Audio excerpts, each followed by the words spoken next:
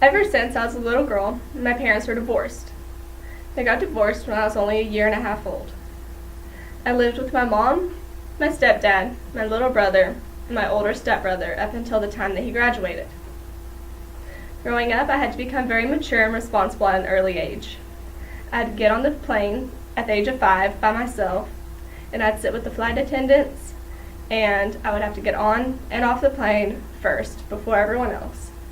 It was a big step for me because I had to learn how to handle my own baggage. I had to handle getting through a big crowd of people by myself and finding my parents. Leaving my mom was really not a big deal for me because I lived with her for so long. But leaving my dad was a whole other story. Because I was going to school most of the time out of the year, I only got to see my dad for short periods of time. During the summer, I would spend 2 to 3 weeks with him at a time, if not less. Leaving my dad, I would cry and scream and throw a huge fit up until I was old enough to realize I should stop doing that. It would be last call before I got on the plane leaving him. One day, on the way to the airport, I fell asleep on his arm. Whenever I slowly began to wake up, the song Cowgirls Don't Cry by Brooks and Dunn began to play.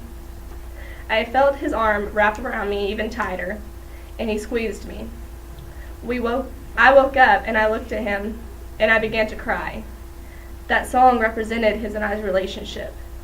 Not only about the father and daughter relationship, but the words just in general taught me so much.